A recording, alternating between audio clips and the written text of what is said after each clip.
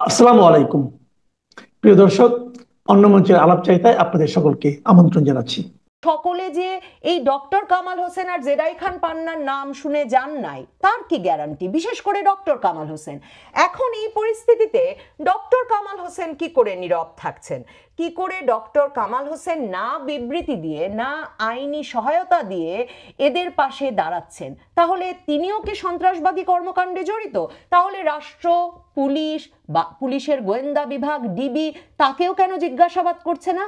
মঞ্চ ৭১ নামের মুক্তিযোদ্ধাদের একটা নতুন প্ল্যাটফর্মের এক অনুষ্ঠান এমন আলোড়ন তুলল বৃহস্পতিবার যে সারা বাংলাদেশের সকলেই এখন এই সংগঠনটির নাম জানে এবং জানে যে সেই সংগঠন থেকে জুলাই যোদ্ধাদের মবের মুখে বা জুলাই যোদ্ধাদের আপত্তির মুখে পুলিশ উদ্ধার করে নিয়ে যায় আওয়ামী লীগ থেকে বহিষ্কৃত নেতা, সাবেক মন্ত্রী লতিফ সিদ্দিকী, ঢাকা বিশ্ববিদ্যালয়ের শিক্ষক হাফিজুর রহমান কার্জন, সাংবাদিক মঞ্জুরুল আলম পান্না সহ অন্তত ১৫-১৬ জন ব্যক্তিকে।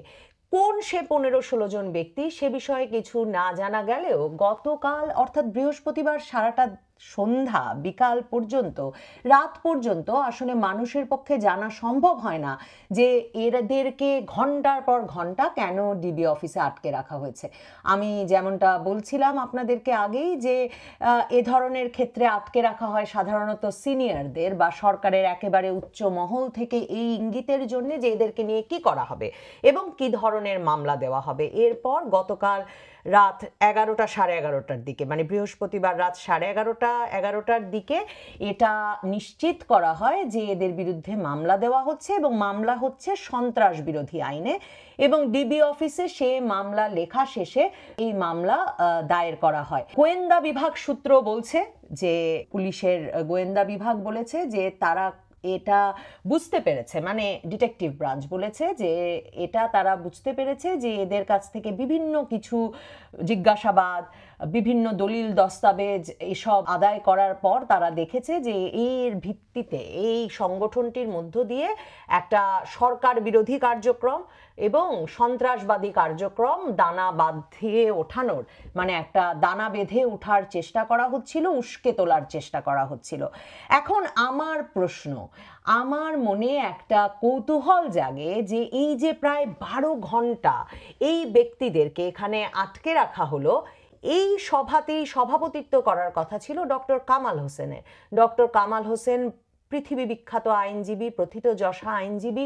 তার কন্যা অ্যাডভোকেট সারা হোসেন, তিনি সোচ্চার সামাজিক পরিসরে এবং জাতীয় পরিসরে যাতে মানবাধিকার রক্ষিত হয় এবং মানবাধিকার আইনজীবী হিসেবে তিনি আদালতে, আদালতের বাইরে একটা শক্ত অবস্থান নিয়ে এসেছেন সব সময়।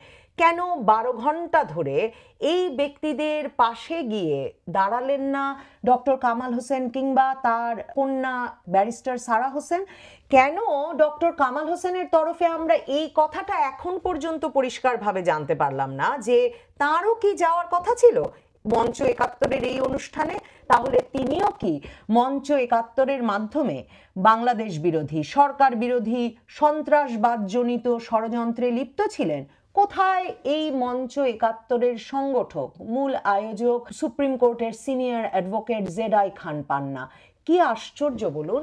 এই অনুষ্ঠানটি আয়োজন করেছে এবং আমি দেখছিলাম যারা গ্রেফতার হয়েছেন শুধু নয়, এর বাইরেও ঢাকা বিশ্ববিদ্যালয়ের অত্যন্ত প্রবীণ শিক্ষক, ইতিহাসের অধ্যাপক ডক্টর সৈয়দ আনোয়ার হোসেনকে আমি একটা ছবিতে দেখেছি। আমি বিভিন্ন খবরের কাগজে পড়লাম যে এই সময়টায় টক শোতে অত্যন্ত সোচ্চার সাবেক সচিব আবু আলম শহীদ খান ওই অনুষ্ঠানে উপস্থিত ছিলেন। ওই অনুষ্ঠানে নাকি উপস্থিত ছিলেন টক শোতে আরেকজন যেই সাংবাদিক খুব সোচ্চার ভূমিকা রাখছেন, সাংবাদিক মাহবুব কামালও। এবং সাংবাদিক মাহবুব কামাল, আমি কালের কণ্ঠে পড়ছিলাম, তিনি বলেছেন আমি জীবনেও আওয়ামী লীগ করি নাই, তারপরেও ৩ ঘন্টা অবরুদ্ধ হলাম।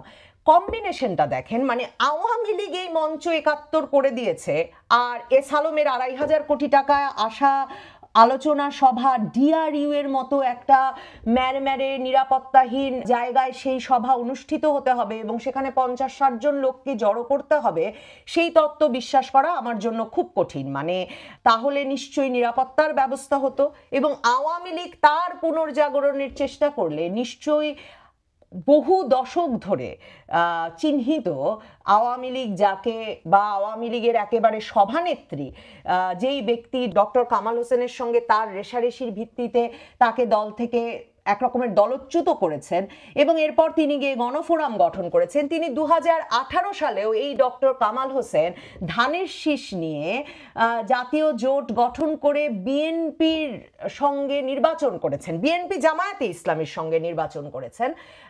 সেই ডক্টর কামাল হোসেনকে দিয়ে কি আওয়ামী লীগ আসলে তার পুনর্জাগরণের ব্যবস্থা করবে? কি কারণে ডক্টর কামাল হোসেনের নাম লেখা হলো এবং সেই নাম শুনে আমি নিশ্চিতভাবে ধারণা করি, মানে ব্যক্তিগত অভিজ্ঞতা থেকে ধারণা করি, যে একটা আলোচনা সভায় বা এই ধরনের কোনো অনুষ্ঠানে আপনি আমন্ত্রণ পেলে আপনি সবসময় জানতে চান কারা কারা আছেন এবং আয়োজককে, তো আয়োজককে জেডাই খান পান্না, সভাপতিকে ডক্টর কামাল হোসেন। এটা কি ভাবাটা খুব অস্বাভাবিক যে এ কারণেই এই সভায় এই সাংবাদিক মাহবুব কামাল, সাবেক সচিব আবু আলম শহীদ খান, ঢাকা বিশ্ববিদ্যালয়ের প্রফেসর সৈয়দ আনোয়ার হোসেন কিংবা ঢাকা বিশ্ববিদ্যালয়ের আইনের অধ্যাপক আমার শিক্ষক হাফিজুর রহমান কার্জন, তারপর ইউটিউবের কন্টেন্ট বানিয়ে যিনি এখন মানচিত্র চ্যানেলের মাধ্যমে একটা প্রভাব বিস্তার করছিলেন, জনপ্রিয় হয়ে উঠেছিলেন, সাংবাদিক মঞ্জুরুল আলম পান্না, তারা সকলে যে এই ডক্টর কামাল হোসেন আর জেডাই খান পান্নার নাম শুনে যান নাই তার কি গ্যারান্টি? বিশেষ করে ডক্টর কামাল হোসেন। এখন এই পরিস্থিতিতে ডক্টর কামাল হোসেন কি করে নীরব থাকছেন? কি করে ডক্টর কামাল হোসেন না বিবৃতি দিয়ে, না আইনি সহায়তা দিয়ে এদের পাশে দাঁড়াচ্ছেন? তাহলে তিনিও কি সন্ত্রাসবাদী কর্মকাণ্ডে জড়িত? তাহলে রাষ্ট্র, পুলিশ বা পুলিশের গোয়েন্দা বিভাগ, ডিবি, তাকেও কেন জিজ্ঞাসাবাদ করছে না? জেডাই খান পান্না কোথা থেকে মুক্তিযোদ্ধাদের এত বড় মুখপাত্র হয়ে উঠলেন? দেখেন, ডক্টর কামাল হোসেনের সামনে আপনাদের গতকালও মনে করিয়েছি, মোস্তফা মহসিন মন্টু, গণফোরাম নেতা, সাবেক আওয়ামী লীগ নেতা, তার স্মরণ সভায় মুক্তিযোদ্ধাদের ভেতর থেকে এই দাবি উঠেছিল যে ডক্টর কামাল হোসেনকে দেখে মুক্তিযোদ্ধারা আবেগাপ্লুত হয়ে জয় বাংলা জয় বঙ্গবন্ধু স্লোগান দিয়েছিল প্রেস ক্লাব মিলনায়তনে এবং এমন দাবি তুলেছিল যে মুক্তিযোদ্ধাদের একটা প্ল্যাটফর্ম গড়ে তোলা হোক এবং ডক্টর কামাল হোসেনের নেতৃত্বে তারা যাতে 32 নম্বরে যেতে পারেন। সেই অনুষ্ঠানে কিন্তু জেডাই খান পান্না উপস্থিত ছিলেন না, কিন্তু এরপর হঠাৎ করে আমরা দেখি সামাজিক মাধ্যমে জেডাই খান পান্নার নামে এই বক্তব্য চালু হয়ে যায় যে তিনি মুক্তিযোদ্ধাদের নিয়ে একটা প্ল্যাটফর্ম গড়ে তুলবেন এবং তাদের নিয়ে নাকি 32 নম্বরে যাবেন। এবং এখন যদি মনে করে দেখেন, দেখবেন সেই প্রেক্ষিতেই কিন্তু 32 নম্বরে 2025 সালে কেউ গেলে তার বিরুদ্ধে কি ব্যবস্থা নেওয়া হবে সে বিষয়ে নানা রকম, মানে সামাজিক যোগাযোগ মাধ্যম পরিসরে প্রভাবশালী ইউটিউবাররা যেমন, সরকারের তরফ থেকেও একটা ধমকা ধমকি হুমকির পরিবেশ সৃষ্টি হয় এবং এই পুরো ধারাবাহিকতায় শেষ পর্যন্ত রিক্সা চালক আজিজুরকেও গ্রেফতার হয়ে জেলে যেতে হয়, মানে সামান্য তার নিজের আয়ের পয়সায় 32 নম্বরে ফুল দিতে গিয়ে।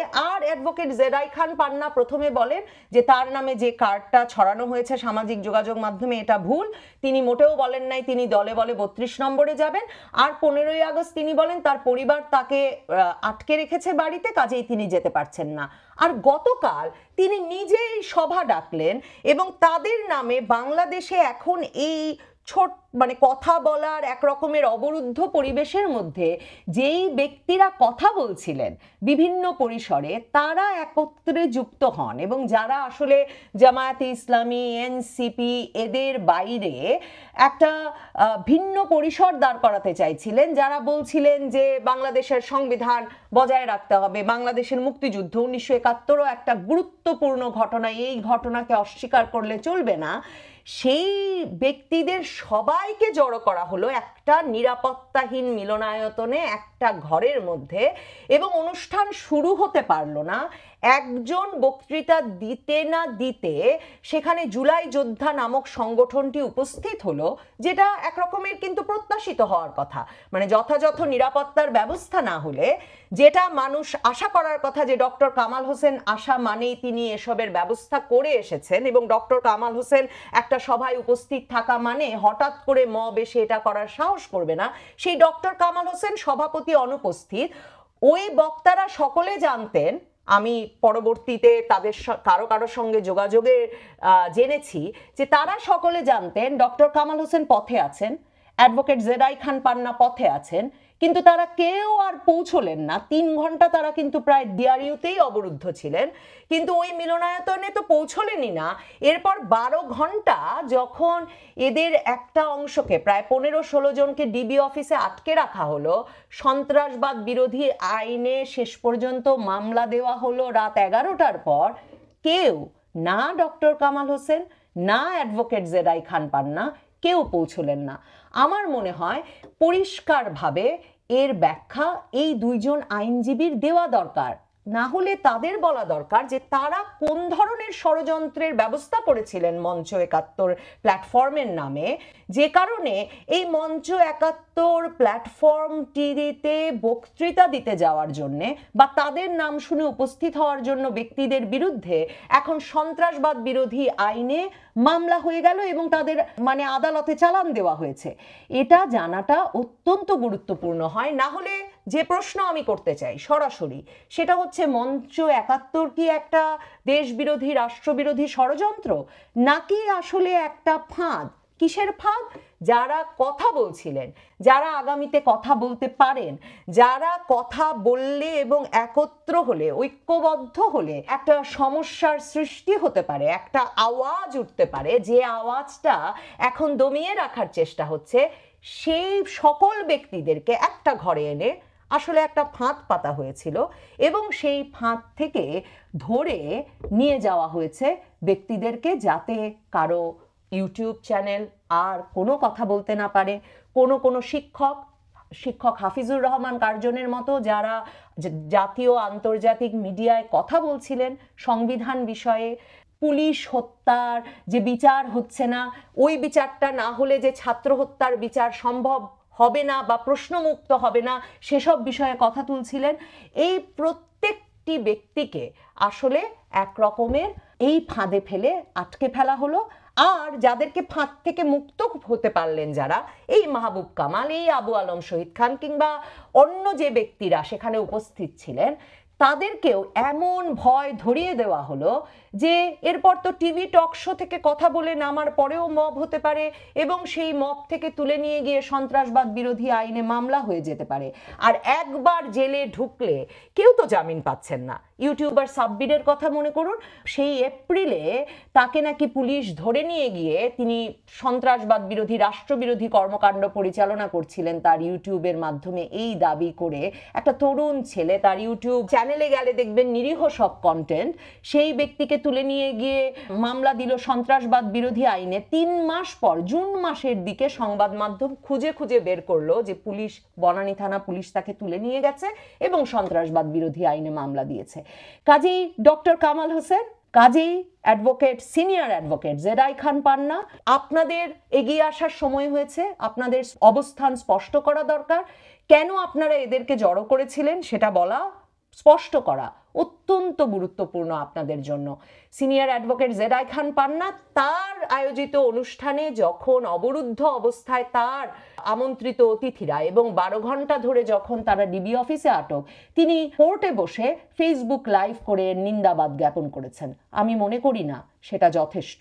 খুব স্পষ্ট হওয়া দরকার, মঞ্চ 71 একটা ষড়যন্ত্র না একটা ফাঁদ।